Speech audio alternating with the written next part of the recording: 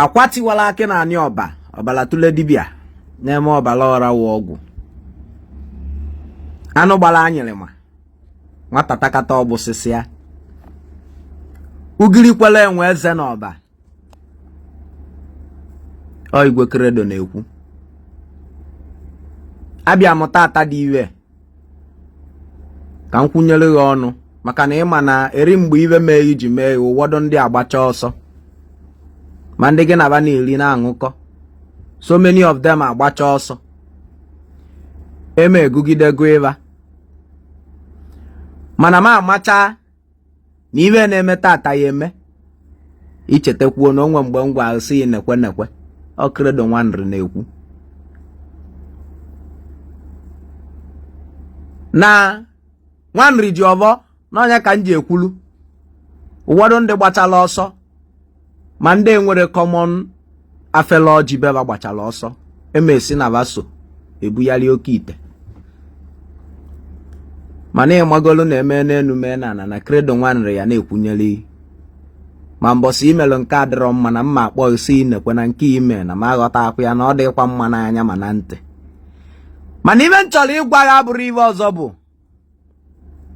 gị amapụ n'obi maka na ịma na otekata ka ọ dị njọ na ọ ya adị mma na ọ bụrụkwanụ taa anụnwa ka afụwala ala ma njiri na ụta ibe gọọmenti na-emewo ka enyocha ka amalụ ụfọdụ ndị nwe ike edego petition against you many times ụfọdụ ejego na gọọmenti taa mulimuli about you mana ị yara ama mana anụchata akpọ gị maka na ndị be anyị si na anụta aka ala eze mana ịmagolu na anụchata anya bụ iwe kpọọ osi nekwe nekwe duto na izulu onwe gị ibobodeghe na-arụ ayịrị ekweghị gee ntị mana ayara abịa tabazi ụta ma gị malụ na o nwere ebe ọ ya wasọkata eze anyị kpuru nkata gwa ya okwu ma nsị gị obi sie gị ike na gọọmenti ji gị na ọ bụrụ non-gọọmenti na gọọmenti atịrịsị anyị ma ebe ị nọ mara aka ji ndị be anyị si n'ikuku vụgharịsịa igu n'elu ụwa na chi ya ewolili maka na ịmalụgo na chi ọbụla vola avọ ya ewe eke na ibe nji wee kwube nya bụ ibe awụrụ ibe na ụwọdụ atabago mulimuli na-ata mulimuli a na-atụje aka ebe na-atụje aka ebe mana m agwata avasịla na onye nwelu crayfish na kabọọdụ ya ya atụ egwu gọọmenti lụwala anyị ọrụ ibe tọọ m ụtọ kachasị mkpa wụ na gọọmenti jiri na ọ bụrụ gịnị non gọọmenti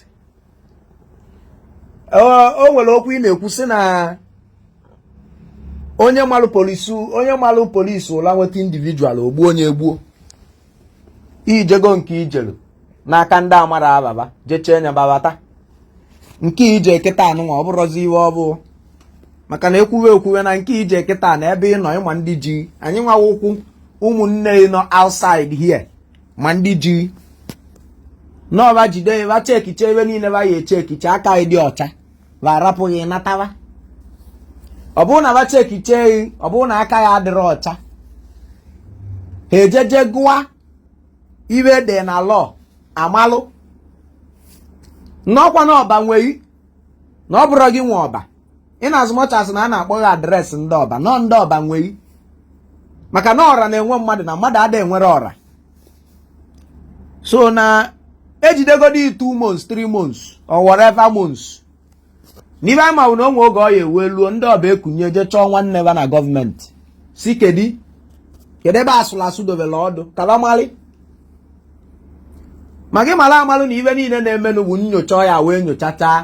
emegide emeche nya aka ịdị ọcha ịnata anointing dị n'ime na grace dị n'ime abawanye maka na o nwere nke ijeche nata iwe dị iche ma ibe ị na-eme aka na mma karịa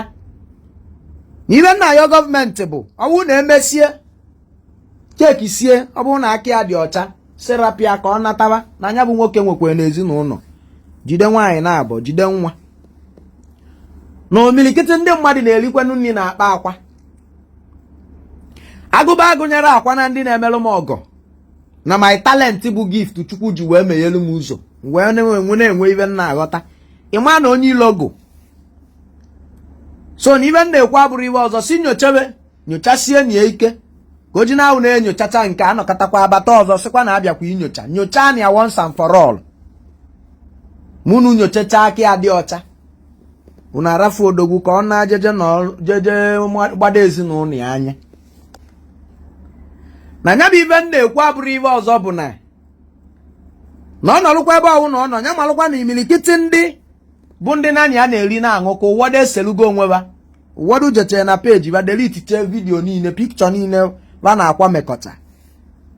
ka a wee ji na-asịkwana na ba ma akwa ma ọ na nya ba na-akwa na-eme ka ibe mana ịmalụcha na onye ọbụla kwudosie ike na-eso ibote in your time of struggle and obstacle na onye wee ezigbo oyigo na ibe na-ekwu okwu ya bụrụ ibe ọzọ bụ ka obi sie ya ike ịmakwala nna aka dị ọcha obi sie ya ike ebe ọbụla ị nọ ụfọdụ na-ekwu na mgbe a na-eme intaviu na ị na-atatogheli ọnụ mgbe sịba ha ụgha na oyibo amara mana ọnwụ ma ịtatogheli ọnụ na ịtatogheli ọnụ kedu ibe ịgwa gọọmenti na intaviu sịba na peji eji wee post recent video na-etere ndene ebe ị na-ekwu na ọ gị na-eme oke ite na ọ wụrụ recent video and na ọ bụrụ your official page Nwangwu Chigozie dị verified onye ọwụ na mana ndị na-eji abaghị emegheche peji wee ihe post old video ime na 2024 that video was September 13 2024 ka that video ka o mee ka m fụ that video ọ itali gba video ụrọ video ha iwe gwabasịba na eli mgbe gọọmenti ji wee make that law na since mgbe a na ipreach bela about oke ite na your social media handles and na ikwụsịghị ime na ị na-azị eme and iwe ọzọ ịgwarawu na nya bụ oke ite a na-akpọ oke ite na o nwerekwe n'iwe ọzọ wu oke ite na-awụrụ ibobo na awele no jos na ya gwọchara ya bụ onye oke ite okwu ikwu ukwu ọtọ ka sịga ịmara ọnụ jijiji nọ na oyibo amaraghị na ịmara akwụkwọ abụrụ na ịmara explain onwe gị ma ọ wụ na asị gị explain onye na typical Igbo language isi na oke ite a na-ekwu okwu ya dịkwa ka awele na ibobo nọ na alụcha anya na ọkwa unu nwawu ndị dibịa bịakọtakwala ọnụ bụ onye oke ite na ọ bụrụ na oke ite ahụ nwezi any special something dị iche